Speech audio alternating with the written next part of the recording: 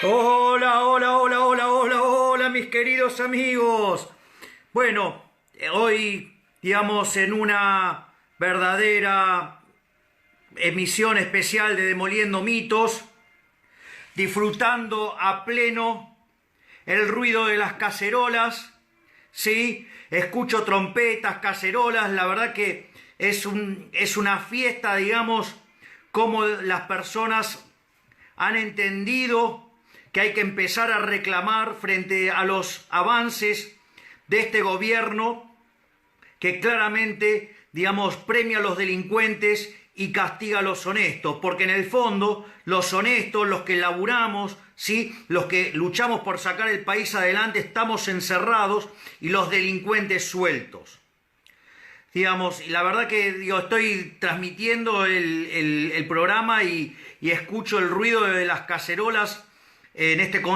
Concretamente yo estoy en Olivos, porque digamos estoy en la casa de mis padres, en este momento en la de mi hermana, y la realidad es que está bueno que le suene tan cerca al presidente todos estos cacerolazos. Ya tuvo que deshacerse del inútil de Banoli. Así es que bueno, esperemos, digamos, que la población le haga entrar en razón que no queremos tampoco el comunismo. Por lo tanto, digamos, hoy tenemos un programa espectacular desde todo punto de vista. Digamos, voy a hacer una editorial sobre lo que es el coronavirus a partir de un trabajo de Robert Barro. Voy a mostrar la farsa que es el coronavirus. Y ahí, digamos, también les voy a hacer una recomendación muy importante. Digamos, porque lo que van a ver es que hay oportunidades de negocio con todo esto a partir de la barrabasada que ha hecho la Organización Mundial de la Salud destruyendo la economía mundial.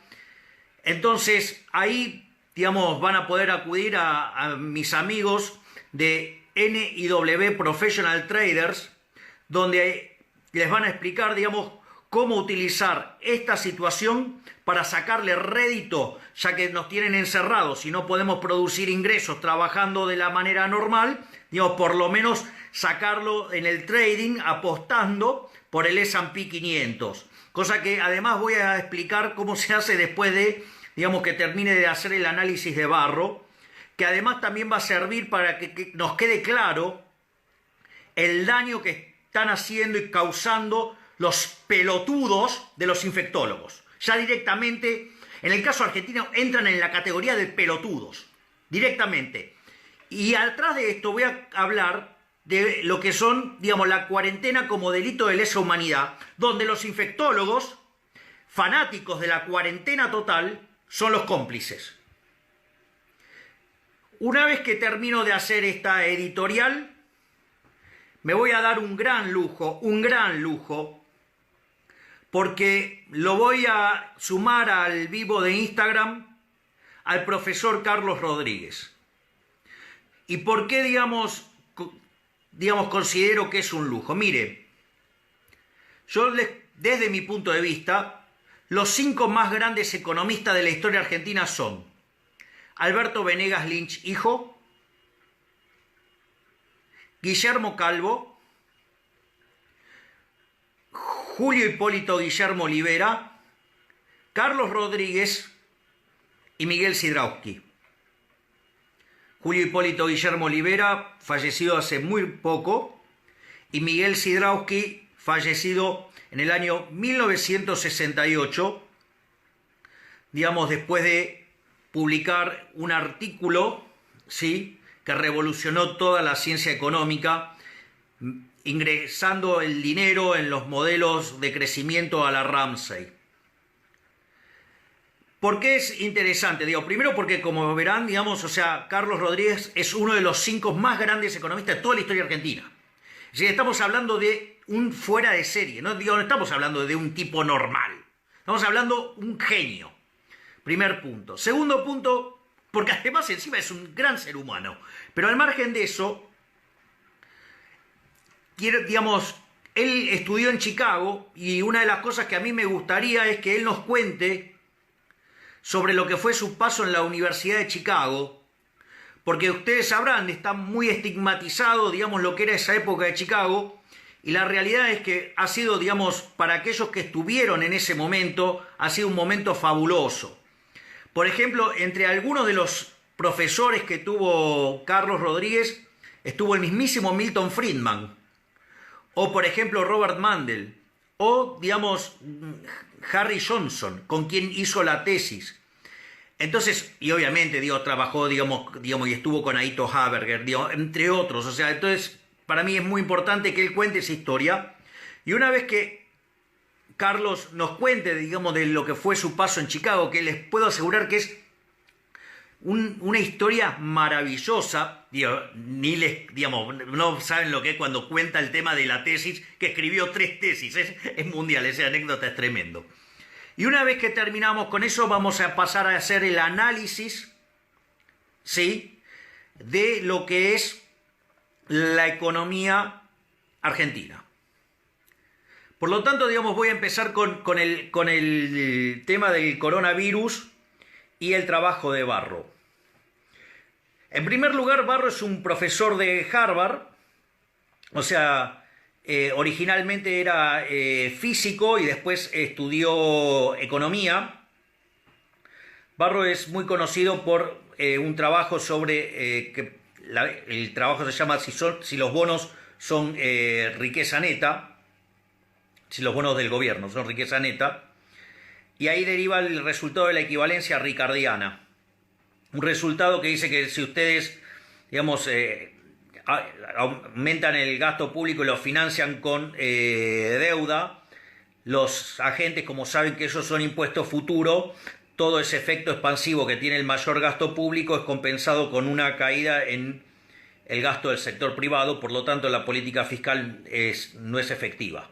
Eso es un paper de 1974, es un clásico, pero digamos, después Barro se hizo muy famoso, digamos, y es uno de los máximos exponentes de lo que es la teoría del crecimiento económica moderna.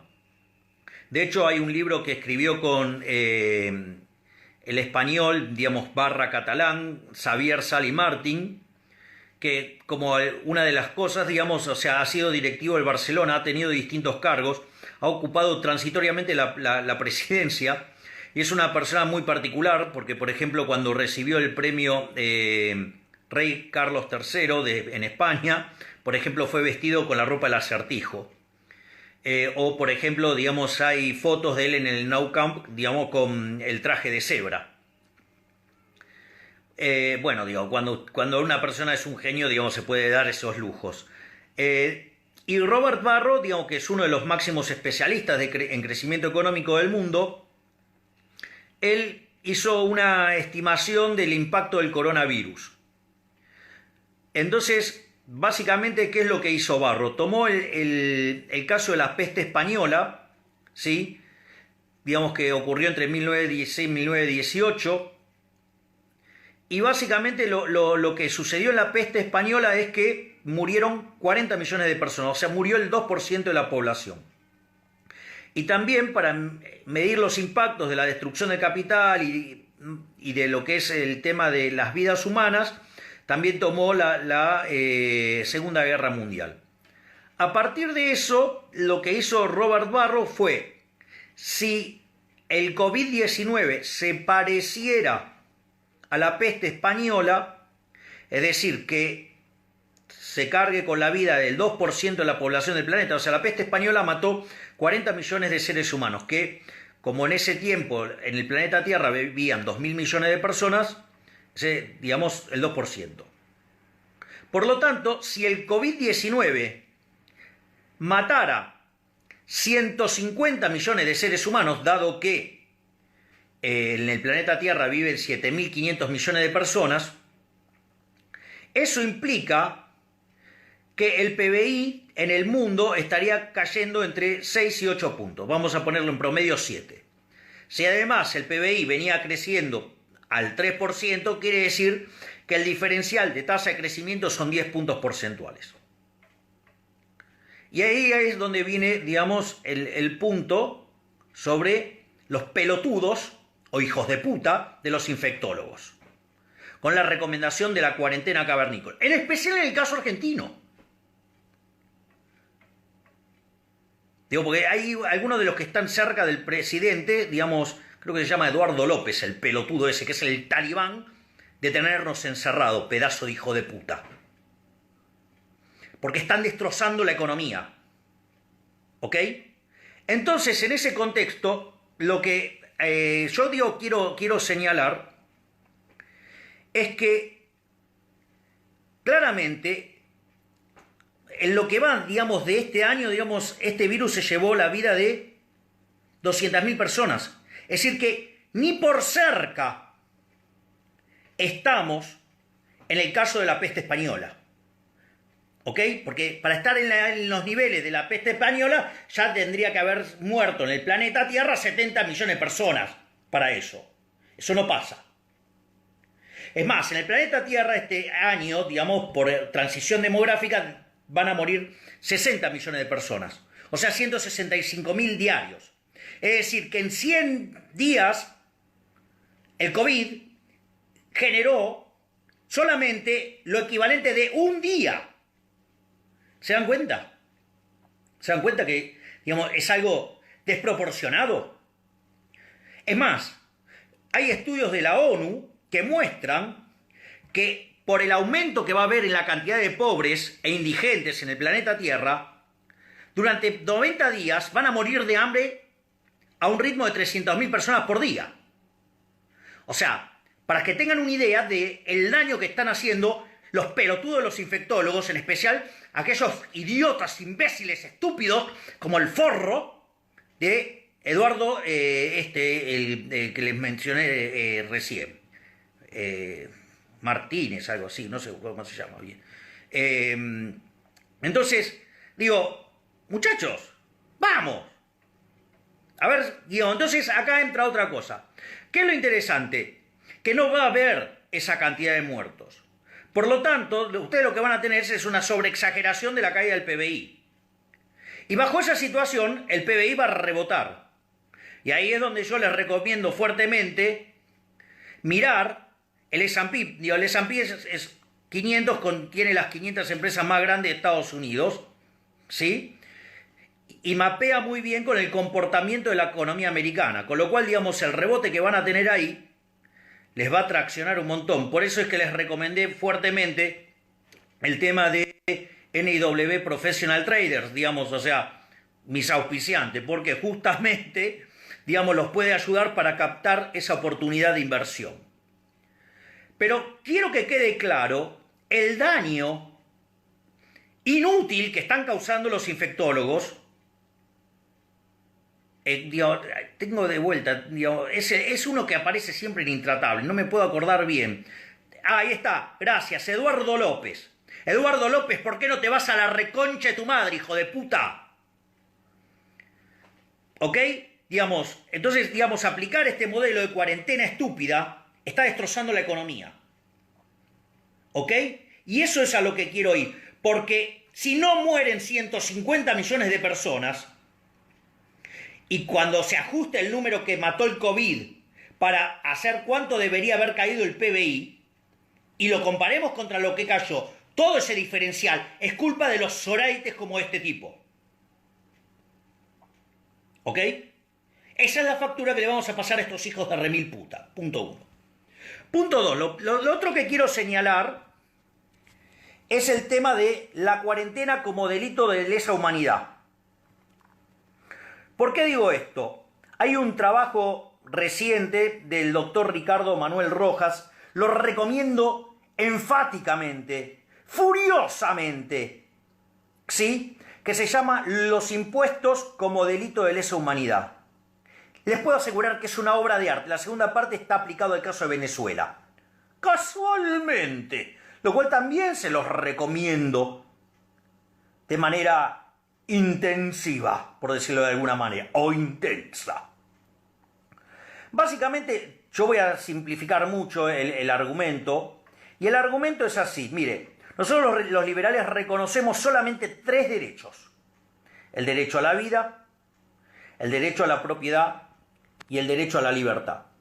¿Por qué los impuestos son un delito de lesa humanidad? Supongamos, no sé, el impuesto inflacionario, es decir, la pérdida del poder adquisitivo del dinero como consecuencia de la emisión monetaria para financiar al fisco, por ejemplo.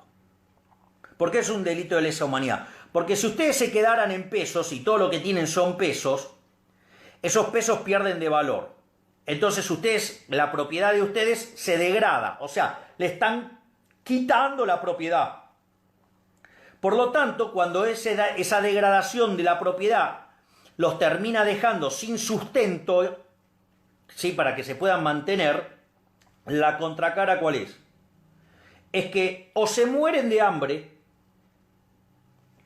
o se convierten en esclavos del Estado. O sea, es un delito de lesa humanidad, ya sea o porque los matan de manera indirecta, o puede ser considerado un delito de lesa humanidad básicamente porque los convierten en esclavos. Y acá, digamos, es la parte donde esto se pone mucho más delicado, muchísimo más delicado. ¿Por qué digo esto? Porque la cuarentena cavernícola, impulsado por los hijos de remil puta de los infectólogos, ahora ya entran en categoría de hijos de remil puta, porque se les está avisando sobre el tema de los daños económicos y los hijos de remil puta siguen sosteniendo el modelo de cuarentena. Cuando hay otros países que exitosos, a ver, mire muchachos, yo les voy a pasar los números. En lo que va del año murieron por COVID 200.000 personas, en los primeros 100 días fueron 162.000. Y en el planeta Tierra, por el efecto demográfico, mueren 165.000 por día. O sea, el 1%. Es decir, están hundiendo la economía por algo que es el 1%. Solo porque estos pelotudos imbéciles no saben de matemática. Y después siempre aparece el boludo que dice: ¡ay! Sucede que ahora los economistas opinan sobre salud. No, mogol, estúpido. Estamos hablando de números. Y seguramente el estúpido ese del que mencioné recién, ¿sí?, que es el capo de los infectólogos que le habla al oído a Alberto Fernández, es idiota, no puede dibujar un cero ni con un vaso. ¿Ok? Entonces, lo que quiero señalar es el daño enorme que están haciendo con la cuarentena estúpida que está haciendo Argentina. En ese contexto, ¿sí?, en ese contexto, ¿qué es lo que pasa? Dejan a las empresas sin ingresos. Las obligan a pagar impuestos. Las obligan a mantener la nómina salarial, es decir, pagar los salarios y no echar a nadie. Por lo tanto, lo que están haciendo es destruir el capital de los empresarios. Capital que va a ser muy necesario para recuperar a la economía, para sacar la economía adelante. Y además, la ayuda, casualmente, que después de que el Estado, la mierda del Estado, te rompe las piernas, te las corta, te ofrece las muletas, no está llegando tampoco. Y esto sí tiene un sentido. ¿Por qué? Porque está desangrando al sector privado.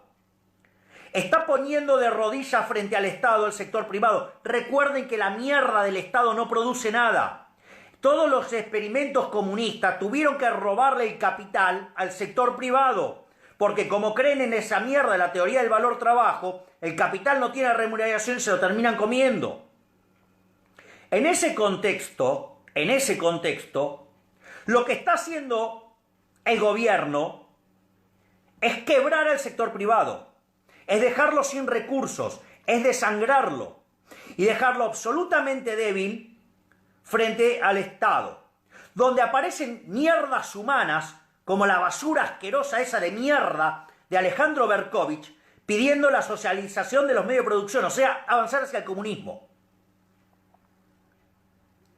Entonces la pregunta es, ok, si quieren avanzar hacia el comunismo, ¿cuáles son o cuál es el brazo armado para avanzar en esa idea? ¿Por qué creen que era el cacerolazo? Porque soltaron a los presos. ¿No será cosa que estén soltando a gente peligrosa y que tiene armas. ¿Se dan cuenta por qué es de pelotudo cuando dicen no, no tiene que haber armas? Y cuando vienen con todos esos argumentos, ay, porque había un arma en la casa de una familia y un chico sacó el revólver y mató al amiguito. Argumento pelotudo de progre imbécil, como todo progre estúpido. En rigor, digamos, cuando ustedes le sacan el arma a los honestos, aumentan el beneficio esperado para los delincuentes. El mundo ideal para un delincuente es que todos los honestos estén desarmados. En cambio, si cuando van a robar el honesto le puede pegar un tiro, van a ver cómo va a bajar. Por eso, digamos, en aquellos estados, en Estados Unidos, donde que se permite que haya armas, la delincuencia es menor. ¿Por qué? Porque le bajan el resultado esperado. Cualquier actividad que le reducen el beneficio, se achica. ¿Ok? Entonces, ¿qué es lo que pasa? Lo que está haciendo el gobierno es no permitir el uso de la propiedad privada. Y está dejando el sector privado sin medio de sustentación. Entonces, o los mata de hambre, o los convierte en un esclavo del Estado. Es decir, la cuarentena, instrumentada por el gobierno y con la complicidad de los hijos de remil puta de los infectólogos, puede permitir el avance hacia el comunismo. Y donde el brazo armado va a ser la gente que están soltando de la cárcel. Es decir, ellos tienen claro que están generando desabastecimiento, eso ya lo informaron los mayoristas. Hay presión sobre los precios. A ver, fíjense, los mayoristas dicen, si subimos los precios, Paula Español nos cierra el local. Entonces, ¿qué hacemos? Entonces no reponemos. Si no reponemos, aparece el desabastecimiento. Y ahora quieren aplicar la ley de abastecimiento. O sea, que quieren obligar a las empresas mayoristas a producir a pérdida. Una locura. Es decir, ¿para qué? Para destrozar al sector privado, para desangrar al sector privado, para avanzar en esta solución venezolana. Fíjense que Alberto Fernández sale del Mercosur porque supuestamente hay gente, a ver, Bolsonaro de derecha, digamos, y digamos, o sea, la calle Pou, digamos, lo tilda de liberal, digamos, cuando, digamos, le da un crédito a Keynes, entonces, digamos, liberal no es, pero no importa. Pero para los cabezas de pulpo, digamos, Macri era ultraliberal, era derecha, o sea, imagínense, digamos, siendo Macri un socialdemócrata, sería el Partido Demócrata, la versión de Bernie Sanders, versión muchísimo más pelotudos. Entonces, digo, ¿qué hizo? Se sale del Mercosur y se junta, ¿sí?, con Lula, con Dilma Rousseff, con López Obrador, con Zapatero, hace conferencia con los chilenos que están tratando de voltear a Piñera. Una locura.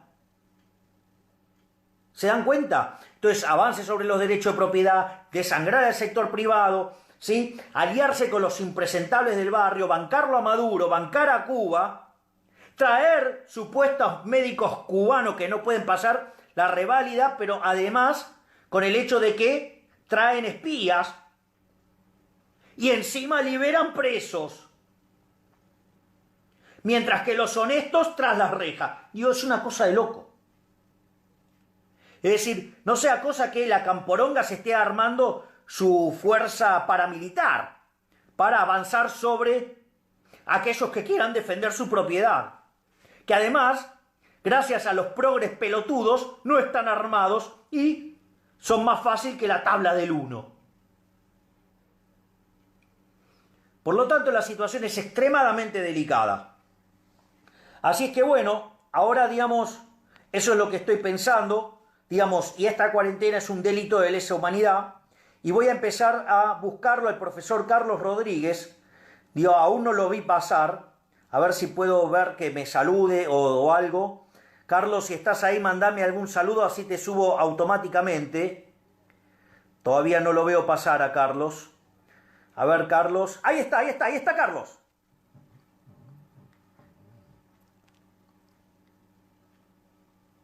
A ver. Ahí está.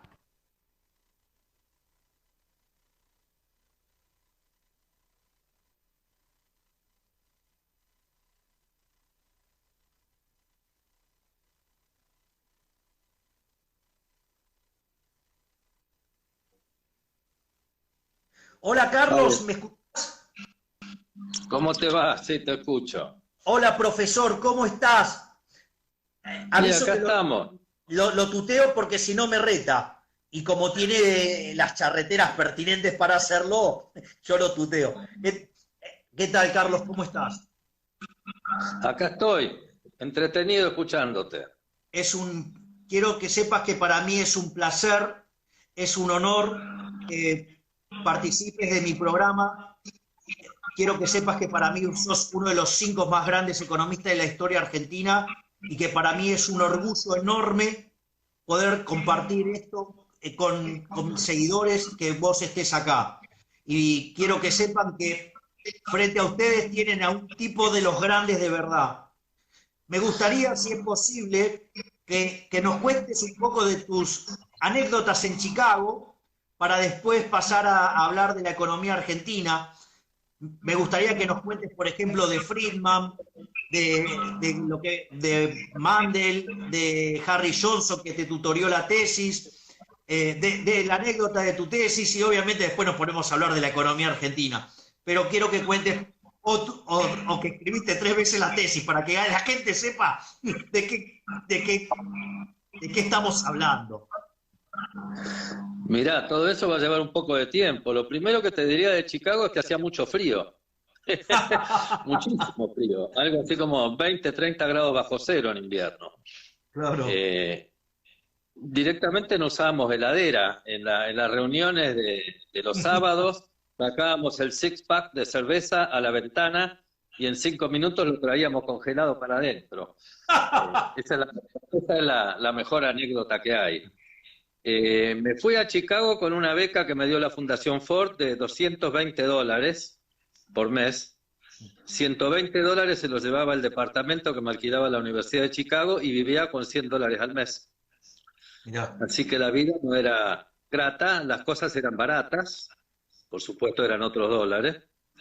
Y bueno, me recibí en 3 años, Sí, no, así que no tuve mucho. pero no solo que te recibiste, digamos, o sea, porque quiero aclarar que son muy pocos los economistas que logran terminar el PhD con la tesis en tiempo y forma. O sea, y me gustaría que cuentes también tu experiencia con la tesis, por favor, Carlos. Sí, en realidad me sobró con los 3 años. Me recibí en 2 años y medio, pero todo el verano lo tuve que esperar ahí porque no tenía nada que hacer. No había, los profesores estaban haciendo consultoría y no me podían formar el comité. Así que me recibí en agosto, pero ya la tenía la tercera versión de la tesis la tenía hecha desde, digamos, mayo, que es el final del año académico. A mí, Sí, digamos, escribí tres tesis porque una primera versión en el segundo año se la presenté a Litor Harberger, él me dijo está lista, así que está bien, pasá la máquina y escribíla bien en inglés, en buen inglés, y presentala. Y vino Rudy Dornbusch, que estaba de visitante en Dornbusch, en Rochester, la Universidad de Rochester, que era gran amigo mío. Él se había recibido el año anterior y me dijo, no, esto no es para vos, es una porquería, básicamente, hace otra cosa. Así que no hice tres, en realidad hice 2 y media. Me pusieron con Stanley Fisher de Sherman y, y me dejó hacer 3 papers que los hice y se los presenté y me dijo, está bien, aceptado. Y me pongo a mirar en la biblioteca y descubro que uno de los papers era exacto, exacto, porque las cosas que son verdaderas son exactas. A un paper que había hecho Koichi Hamada, que había sido un profesor visitante de comercio internacional en la Universidad de Chicago en la época de Sidrowski, a quienes yo no había conocido. Y era claro, idéntico, porque el tema era el tema y la solución era la solución. Eh, Dada la tecnología del momento, la solución, los gráficos, todo era idéntico. Así que le dije a Stanley, mirá, Stanley, este paper es idéntico. Y Stanley me dijo, bueno, tíralo. Así que claro. me tuve que hacer otro. Esa era, y bueno, hice otro y terminé en mayo. Y bueno, se me formó un comité, pero no se reunió hasta fines de agosto, más o menos. Y ¿Te ahí puedo terminé. pedir, Carlos? Que era 3 años. Tenía beca por 5, pero ya tenía trabajo en la Universidad de Columbia y ahí me fui a Nueva York. Claro. Y te hago Ahora, una pregunta. ¿Algún comentario, digamos, jugoso que nos puedas dar de Friedman, de Mandel, de Harry Johnson, digo, quiénes fueron tus profesores? sí, vos mencionaste que yo fui alumno de Mandel. En realidad, no, te voy a hacer un comentario jugoso que va a quedar para la historia.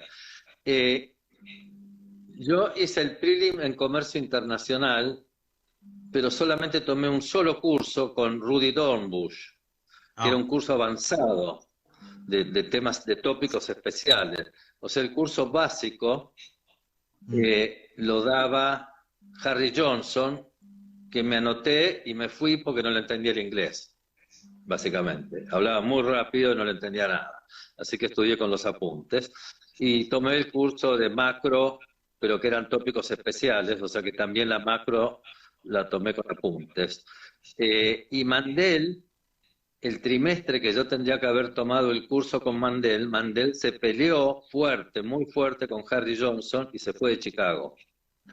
ok. Se fue a una universidad en Canadá, cuyo nombre no recuerdo en este momento. Así que yo a Mandel en Chicago no lo conocí. Estudié de memoria el libro de Mandel Ah, ok. y me presenté al PRI, o sea que Mandel estaba presente en Chicago, si bien no estaba en persona. Claro. Todos estudiábamos el libro de Mandel, los dos libros de Mandel para el examen core de teoría general y para el prelim, que es el examen de especialización en comercio internacional que yo tomé.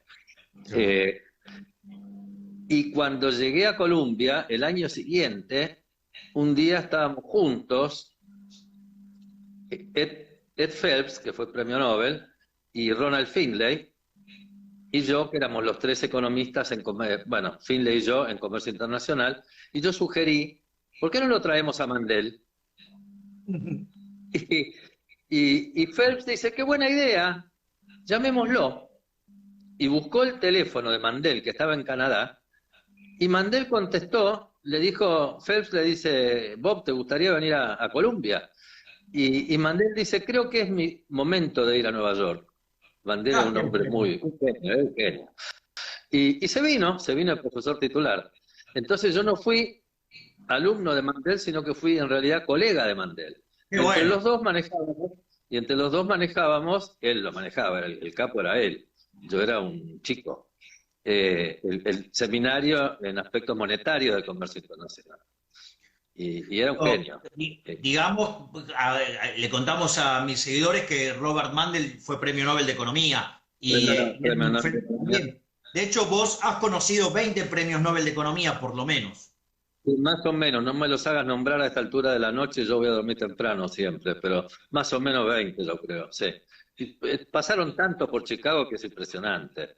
Eh, bueno, vos te referís a Milton Friedman, yo tomé el curso de dinero, Milton Friedman, pero también Milton Friedman era de esas personas que vos no las veías, estaban omnipresentes. En Chicago se estudia haciendo exámenes viejos en grupo, la tradición oral. O sea, se estudia a través de resolver preguntas y de leer todos los papers de los profesores que van a estar en los comités. Por más que no estén enseñando ese año, por más que Friedman no enseñara ese año, vos tenías que estudiarte todos los papers de Friedman porque las preguntas en el Core Examination o en el Prelim de Money iban a ser de Friedman. ¿Okay? Pero ese año estuvo Friedman en Money y yo tomé el curso de Friedman. Pero es muy peculiar porque todo lo de Friedman había que estudiarlo, esté Friedman o no esté Friedman. ¿Okay? O sea, entonces Friedman lo único que hizo fue dar 6 clases de, suponete, 12 clases o 14 clases que tenía el trimestre, o trimestre, dio nada más que 5 o 6 clases sobre un solo paper que él acababa de escribir, que era Essay on the Optimum Quantity Ah, of Money, claro, la cantidad óptima de dinero. de dinero, que es una versión que yo creo, él no lo dice, pero que está derivada de la teoría del control óptimo intuitiva que la sacó del paper de Sidrawski. En esa época se acababa de descubrir la teoría del control óptimo. Ahora no recuerdo quién fue el economista que publicó un paper en la American Economic Review El que sobre explicó, digamos, en el American Economic Review fue Miguel Sidrawski en los no, no, proceedings de marzo del 68, ¿sí? sí, ese fue el paper de Sidrawski. Sidrawski ya usó la Optimal Control Theory, la teoría del control Claro. óptimo. Pero había un economista que había publicado la matemática de la teoría del control óptimo para economistas. Dorfman. Viste que hay un Dorfman, libro exactamente, fue Dorfman. que se llama, Sí, claro, señor. el análisis económico del control óptimo, de Dorfman, Exacto. que tenía un libro con Samuelson y Solow sobre programación lineal. Sí, señor. Ahora, la teoría del control óptimo ya existía, había un economista ruso el que la había descubierto, que ahora tampoco me acuerdo el nombre, ya han Las pasado 60, aplicaciones, 50 a ver, el primer paper de crecimiento óptimo, digamos, lo desarrolla en 1928 Frank Plumpton Ramsey, ¿sí? Digamos, Mm. es un modelo de ahorro óptimo y que básicamente tenía un problema con el factor de descuento porque había una cuestión moral que tenía eso, pero la versión moderna la desarrollan por un lado Cass y por el otro lado Koopmans. Sí, pero estos son economistas. Bueno, la teoría del control óptimo existía antes, ya era un ruso, un matemático ruso, Potriajín, si no se llamaba Potriajín, Lyapunov, era uno de ellos. ¿Eh? Potriajín, Potriajín.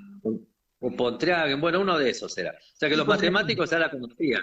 Y Sidrawski la aplicó al modelo de Solow y le aplicó el control óptimo. Y Friedman, como había sido profesor de Sidrawski, eran amigos y no era matemático Friedman. Entonces escribió esta teoría óptima de la óptima cantidad de dinero y con un montón de fórmulas intuitivas, pero que en realidad está aplicando el paper de Sidrawski. Sí, tal El cual. De modelo de hecho, Sidrawski uno está de muy bien. los resultados del modelo de Bueno, Sidrawski es justamente lo que después se llama la Friedman Rules. Está bueno tu punto. claro, pastor. Y se dio las 6 clases nada más que explicando ese paper, que era chino básico para todos nosotros, porque no, Optimal Control en esa época era básicamente chino.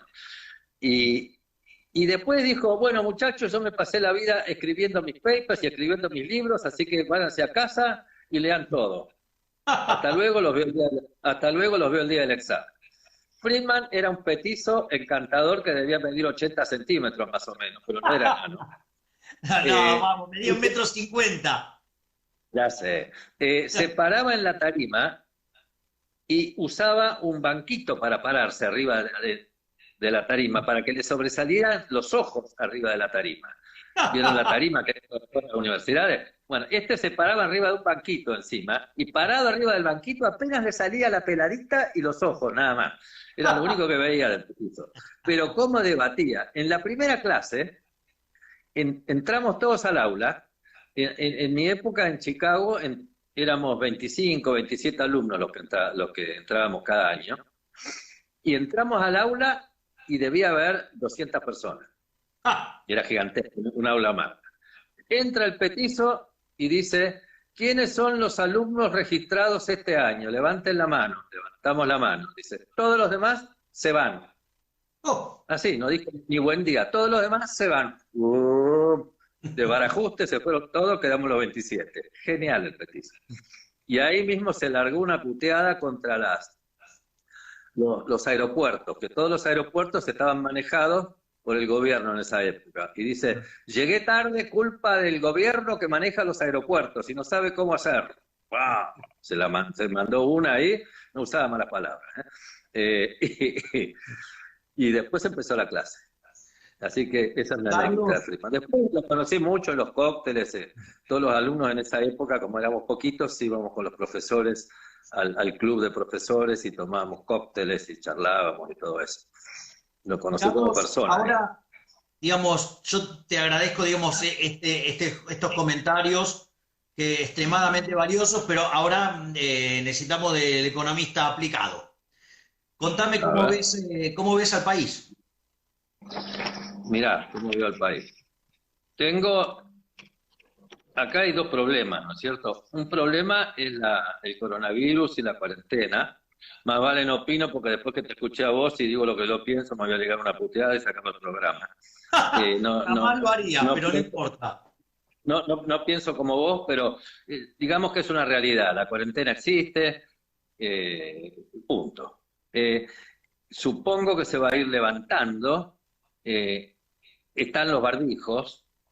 Yo creo que si estamos todos usando barbijos, se puede levantar la cuarentena, si todos usaran barbijos. Lo que pasa es que acá hay 20 millones de personas viviendo en conurbanos de las grandes ciudades en condiciones de pobreza extrema, con bajo nivel cultural, que no van a respetar el uso de barbijos y se van a infectar y va a ser una peste básica, enorme, enorme. En la Villa 31 hace una semana había un infectado y hoy hay 57 detectados. Y esos van a morir como moscas. ¿Vos crees que no? Yo creo que sí. Recién estaba escuchando en América 24 al jefe de salud pública de Israel. Y los israelíes, los judíos, no joden, no son tan boludos como vos decís. Y están de Yo, todo lo cuarentena. contrario, yo soy un gran admirador del pueblo judío. No, no, no, pero te digo, Israel no son solo judíos, son vivos y No, no, saben lo que no hacen tengo ninguna y duda. están de cuarentena, y están de cuarentena, y están de cuarentena, igual que nosotros.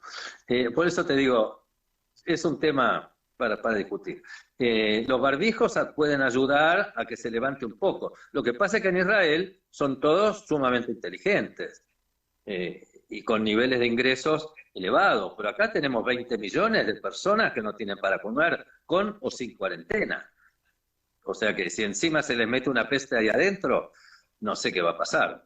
Ahora, eso es culpa de 50 años de peronismo, que creó esa peste. En inglés se dice you grew it, you chew it. O sea, ahora hay que pagar los costos. Pero es tarde para arrepentirse. Espero que tomen nota, ¿ok? De que ese hacinamiento social y de pobreza que crearon ellos mismos para que los voten, ¿ok? Se les pueden llegar a morir todos juntos con esta peste. Entonces la cuarentena es un mal necesario para que no se les apesten y les Sí, invadan sí. Yo el podría decir corazón que de la la ciudad. cuarentena está destinada básicamente a proteger la matanza para que no pierdan el principal bastión electoral. Sí, para que no se les mueran todos, querido. Ese es el tema. Hay quienes dicen que no se va a morir nadie, que esto es menos que la gripe. Y yo creo que no, yo creo que es peor que la peste española. No te olvides que Bueno, en la pero época de la peste los española números la no gente dicen no eso, viajaba. Carlos. La La peste gente no española viajaba mató en la 40 época. millones y acá recién van Sí, 200. mató 40 millones a pesar de que la gente no viajaba en colectivo, en tren, no existía la Estación Constitución o Plaza 11. Ahora que viajan todos como locos, vas a ver cómo se van a morir. Lo que pasa es que no se muere nadie porque nadie viaja porque hay cuarentena. Bueno, dejemos eso, vamos a la economía, que es Dale. lo que sabemos todos. La cuarentena es un problema, pero que tiene a todo el mundo controlado. Y este aquí que tenemos a la cámpora del otro lado. Y me parece a mí que el presidente se ha destinado, junto con los infectólogos, con razón o sin razón, yo creo que con razón, pero bueno, a controlar el tema de la cuarentena para que no se les vaya de mano las villas, ¿ok? El conurbano bonaerense, de Rosario, de Córdoba, de Mendoza, del norte, el Chaco está recontra infectado, etcétera. Porque no tienen cómo atenderlo, o sea, si se les contagian, explota, y explota el peronismo. Y dejó a la cámpora en control de la economía. Y la cámpora, controlando economía, ¿qué va a hacer? Chavismo. Y va a ser chavismo en una sociedad que no está en condiciones de protestar porque estamos todos encerrados. Ahora, claro, si no te gusta el camino al chavismo que han elegido estos tipos, vos decís levantemos la cuarentena. Bueno, ahí Carlos Rodríguez te dice, sí, pues si levantás la cuarentena voy a tener 10 millones de muertos. Es un problema, estamos en un problema. Yo voy a protestar contra el camino al chavismo. ¿Okay? No creo que levantar la cuarentena sea una solución. Yo creo que estos tipos tienen un plan deliberado que con o sin cuarentena nos van a llevar al chavismo de cualquier manera. ¿Okay? O sea que no voy a protestar contra la cuarentena, dejo que protesten otros, ya escuchamos el cacerolazo, genial. Yo estoy aislado, me he hecho una casa ahora donde era un invernadero de plantas y no voy a salir de cualquier manera. Igual ya estoy jubilado, tengo una jubilación gigantesca, gloriosa. Estoy en juicio, pero como tribunales está de vacaciones, mi juicio no prospera.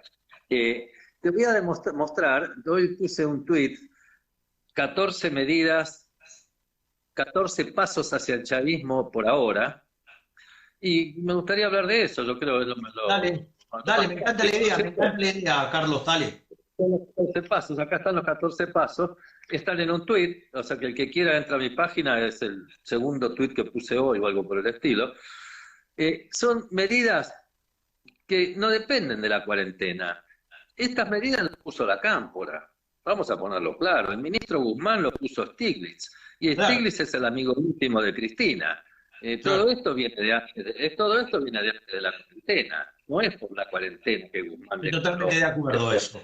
No tiene nada que ver. Acá el candidato de Alberto Fernández, que nos vendieron antes de las elecciones, iba a ser Guillermo Nielsen. Y a Guillermo Nielsen lo silenciaron o se autosilenció con un puesto en YPF y no habló nunca más. ¿No es cierto? Ese era el que decía que ni por casualidad iba a haber default, que se iba a pagar la deuda. Bueno, era el liberal, ¿no es cierto? Claro. No, ese desapareció del mapa, nos jodieron. Eh, Alberto, que iba a ser el liberal con su candidato, de golpe y porrazo, dejó la economía en manos de la Cámpora. Y lo que estamos implementando es el plan de la Cámpora. Yo detecté, el otro día había puesto 10 medidas cuando hablé con Feynman. Mm. Ahora son 14. ¿Podés, Y podés, hay, eh, y hay eh, podés enumerarlas, por favor, Carlos? sí, sí, empezamos con la doble indemnización. ¿Ok?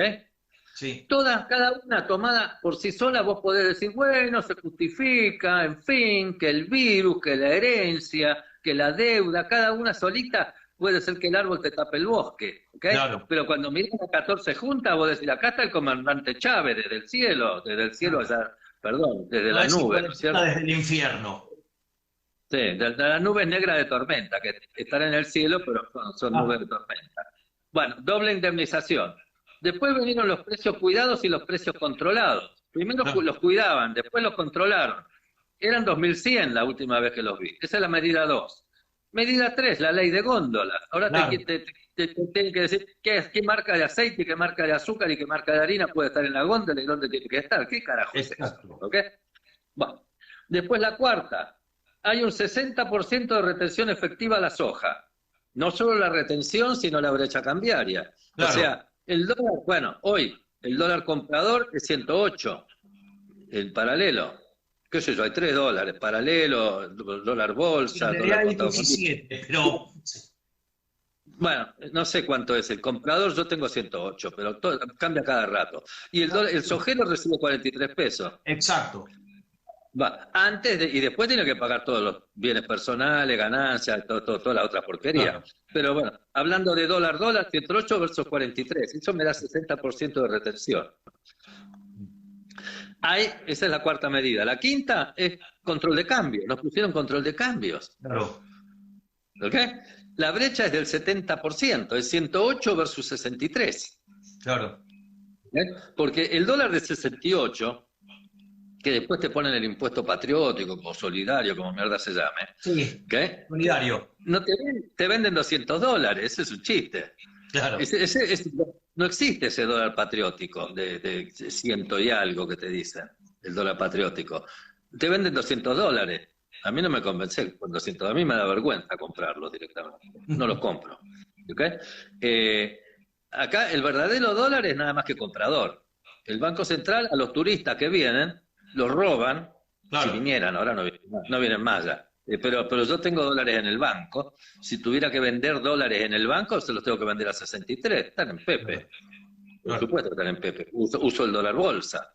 Obvio. Yo uso el dólar bolsa, pero de golpe hay algún abuelito, algún jubilado o algo que tiene dólares en el banco y va y lo vende a 63. Lo robaron, pobre tipo. Obvio. Porque si quisiera vender en blanco. Bueno, entonces hay una brecha del 70%. Ya nos estamos aproximando al gobierno de Isabelita. ¿Ok? Bueno, Después de impuesto a las Rodrigazo. grandes fortunas. ¿Eh? Que después Sí, de el Rodrigazo. Rodrigazo. Sí, bueno, en esa época había inflación. Todavía la inflación acá no llega, espérate. Control de cambio, hay control de precios, no te olvides. Control de cambios, es la quinta medida. El sexto es el impuesto a las grandes fortunas que quiere Cristina para el príncipe Máximo.